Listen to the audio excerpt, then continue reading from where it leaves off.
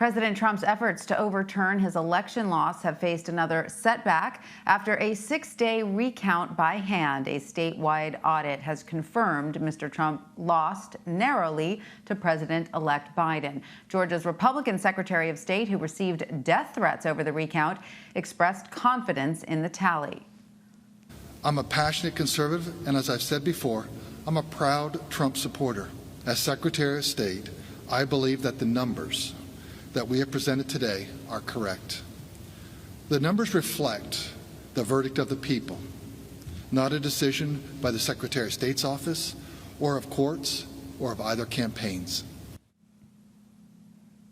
Despite that, Mr. Trump is ramping up his unprecedented efforts to get a second term.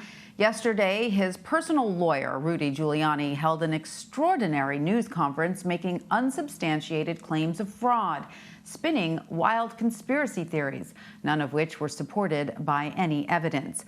Weijia Jiang reports from the White House. I know crimes. I can smell them. You don't have to smell this one. I can prove it to you 18 different ways. President Trump's personal attorney, Rudy Giuliani, did not provide any evidence as he and the campaign's legal team floated the unsubstantiated idea that President-elect Joe Biden's win was the result of a widespread operation to rig the vote, blaming everything from Democratic donors to Venezuela. It's disgraceful what happened. The freewheeling 90-minute press conference left Giuliani with what appeared to be hair dye streaming down his face. And while he said this publicly about Pennsylvania's election rules, clearly illegal, clearly voter fraud, easily provable, Giuliani did not make the same claims in front of a judge in Pennsylvania on Tuesday. Does the amended complaint plead fraud with particularity? No, Your Honor.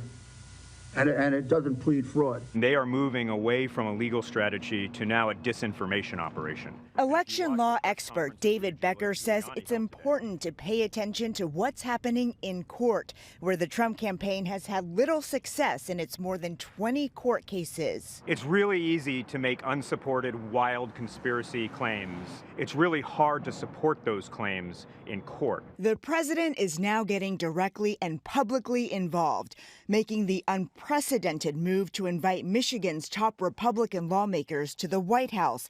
It appears to be part of a plan to overturn the results of the state, which he lost by more than 150,000 votes. The invitation comes after Mr. Trump personally called the two Republican members of Michigan's Wayne County Board of Canvassers. Afterward, they said they wanted to rescind their votes to certify the county's results, despite no evidence of widespread voter fraud, claiming the president's call had nothing to do with their decision.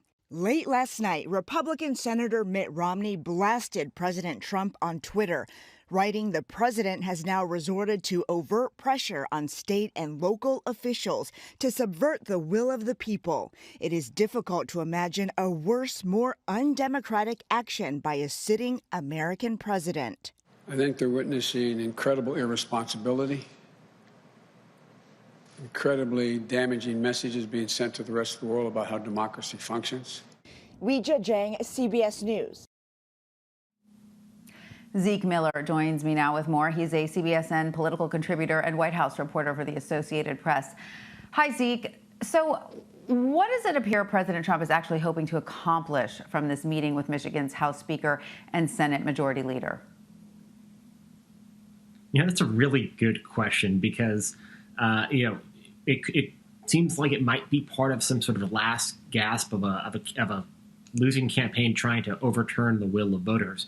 And it's highly unlikely that that would work in Michigan because even there's some of these Republican legislators themselves have said they don't believe they have the power to overturn the will of voters. But also it's one state, and the president would need to flip the electoral votes of a number of states to get him over 270 in another term in the White House. The motivations here are not very clear. White House Press Secretary Kelly McEnany said it wasn't an advocacy meeting with the president, but it's not really clear what it is, and the timing is certainly suspect. And the president has clearly been bombarded by aides with sort of this theory that maybe that they can go around the will of the voters through Republican control to legislators, and this seems to be part of it. But in terms of going from a plan to actual execution, there are a lot of there's a lot that hasn't been thought through here. Well, at the very least, the optics are terrible, and it seems, remarkable that Mitt Romney is one of the only Republicans to come out, and publicly point that out, that whatever is going on here, it certainly doesn't look good. No, that's exactly right, and that's been the case with so many things we've seen the president do over the last 4 years, and even before he got into the White House. He was a norm-shattering president. That's a phrase that we've almost banished from our copy because it sort of lost meaning in a way because it was something you'd write every day.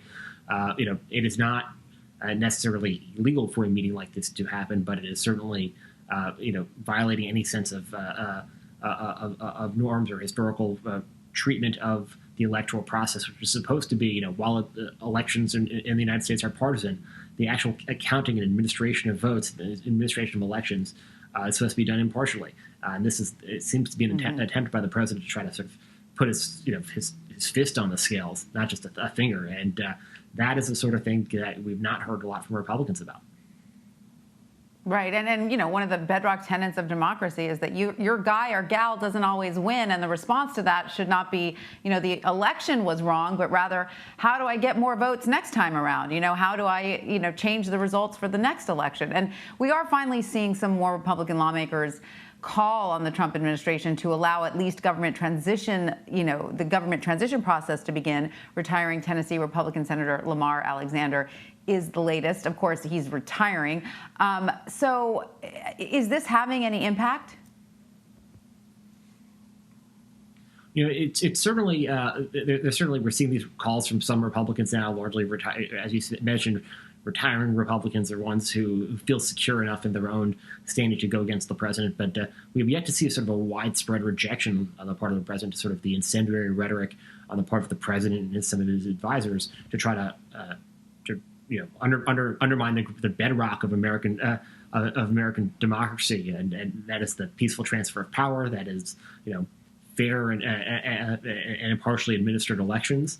That is what the president's attacks and continued rhetoric are trying to do. That is his goal here when he talked to people around him, is because he doesn't want history to remember him, or certainly his base to remember him as a candidate who lost the election, which he did.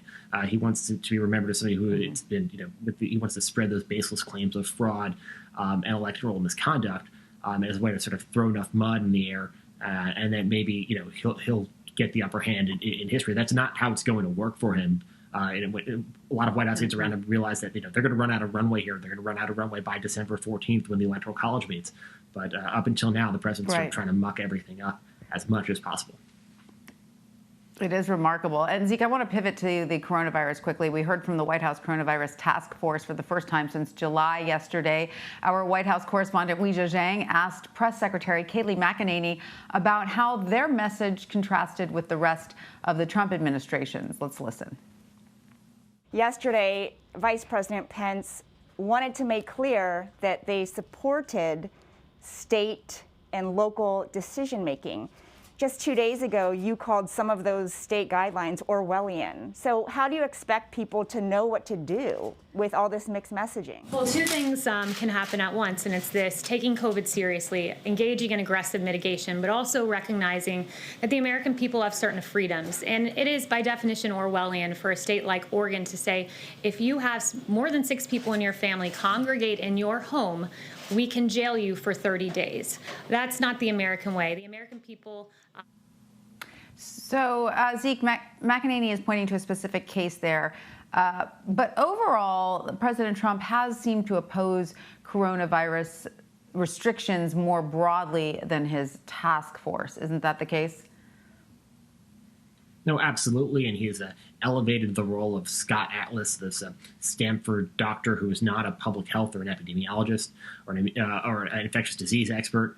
And he's been a noted sort of mask conspiracy theorist, suggesting that somehow masks make you less safe at times. And the president sort of elevated that sort of rhetoric as well. I was struck even in that briefing of the White House White House Coronavirus Task Force, they never mentioned Thanksgiving.